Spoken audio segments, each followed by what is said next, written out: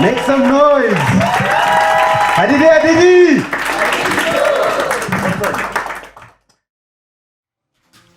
Good evening. I'm a very faux pas person. I carry reading glasses that I don't read with. It's a fashion statement. I'd like to tell you something about myself. I am the world's worst boyfriend. What I'm going to tell you about is how I learned the art of seduction from an 11-year-old. Now, I'm gonna jot back to 2007.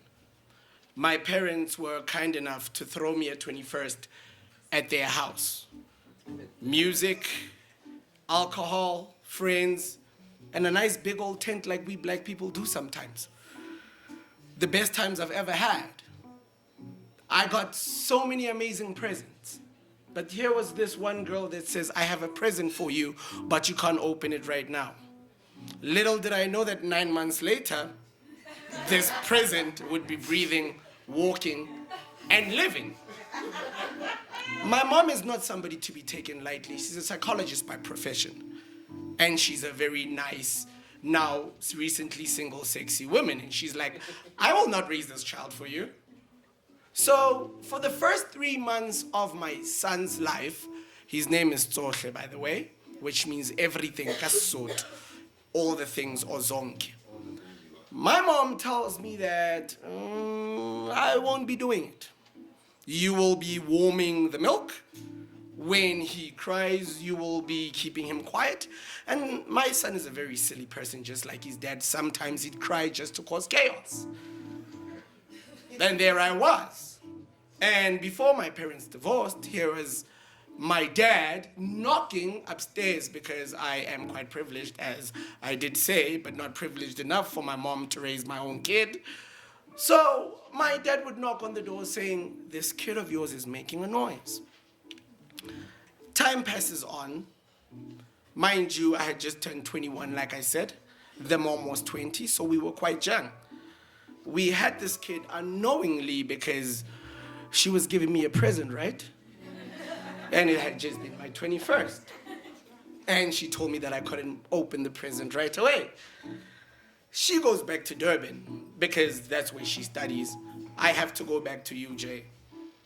We devise a plan where her mom is going to take care of the kid for a while we finish our degrees. Life goes on. I start to date now. Now, I need to backtrack and tell you that me and the mother, because when you're black, you need to understand, when you make a girl pregnant, you're forced to marry her. Black parents do not give a damn about love. Neither are they concerned about your future plans. You have impregnated her, you've destroyed her future, marry her. I am not taking this lying down because me and this girl are like, we're clearly not in love, and you're a friend of mine that gave me a gift that you told me I should open in 9 months, and here it is, it's living now in my mother's house. I'm starting to date, and it got hard to date being a 22-year-old, telling girls that are like 19 and 20 that I am a dad. It's very perplexing, right? So, another story. I come from a church background, and my grandfather always used to say to me, look but don't touch, touch but don't taste, taste but don't swallow. What must I do? So I carried on being a boyfriend, met a lot of girls, and I was not in tune with who I was. Neither was I in tune on how to treat a woman, because one of the first sexual experiences that I had were very traumatic. It resulted in, kids are traumatic. Have you ever seen a female crown while giving birth? They say birth is beautiful. It's quite horrific. It is not that nice. There's a lot of blood, there's a lot of fluids, and when you are 21, you will never look at the female counterpart ever again the same. So there I go with my traumatized selves into relationships. I'm in varsity. By the way, I was a philosophy and English major. You could just imagine how disappointed the mom was. Like, there's accountants, there's lawyers. This guy, what is he gonna do? Think? Have you ever had your thoughts in between two slices of bread? They don't taste that good. You need something, sustenance. So there I am, going through relationships and through the motions of how do I treat a woman if one of the first females that I started dating, I got pregnant at a very young age. So I've got a very close relationship with my son.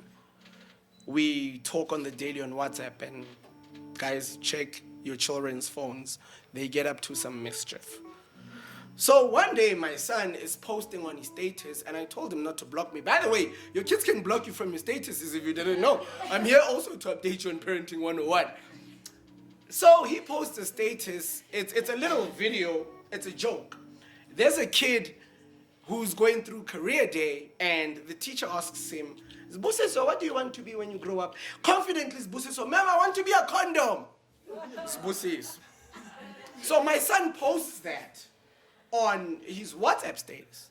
Now I'm co-parenting with this woman that we decided that we're not in love, but we'll raise a child that we had because she decided to keep it. I'm sure you're with me. I don't have to explain all of these things. So anyway, in panic, she says, "Mohale, your son posted something about a condom. You know, moms and condoms. Because moms think, yo, if I didn't meet your father, there's a couple of things I could have done with my life. Now you are here." You know, they blame their whole sexual situation on you. Like, you are the one that was like, "Mama, pick me first." Anyway, I have the talk with my son. Genuinely. As a father, I'm like, "Do you understand what a condom is?" His disposition was a bit shy, a bit scared. And I'm like, "Do you understand what a condom is?" Like, "Yeah, kind of." I'm like, "A condom is what happens when I didn't use it and you are here." He gets it now clearly. Now I'm being serious. I'm like, "Oh, what are you into?" This was the first time I got into the psyche of my son and understanding if he has a sexuality. What is his sexuality? Is he into men? I did not have this conversation, and I realized a lot of parents don't do that.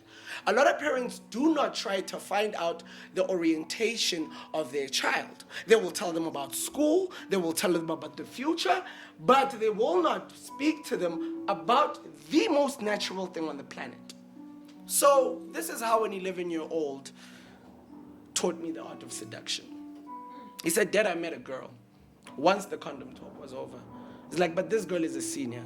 My son is only in grade 5 now. This girl is in grade 7. She's a prefect. She's going to high school." He says, "I like this girl, but I do not know how to approach her." So we speak on WhatsApp. He's like, "What do I say?" I'm like, "I do not know how to ask out a 13-year-old. But I will tell you this. Tell her what you like about her and find out what she likes about you." After him saying that, he's like, "Dad, I need a favor." I'm like, "What do you need?" He's like, "I need you to send me a photo of me and you in the picture." I'm like, "Why?" He said to me, "I want to show this girl that I have got a healthy relationship with my father." I understood right there and then that my relationship with women has stemmed down to what my father has taught me about what I have learned about women. And that is how an 11-year-old taught me how to have a healthy relationship with women.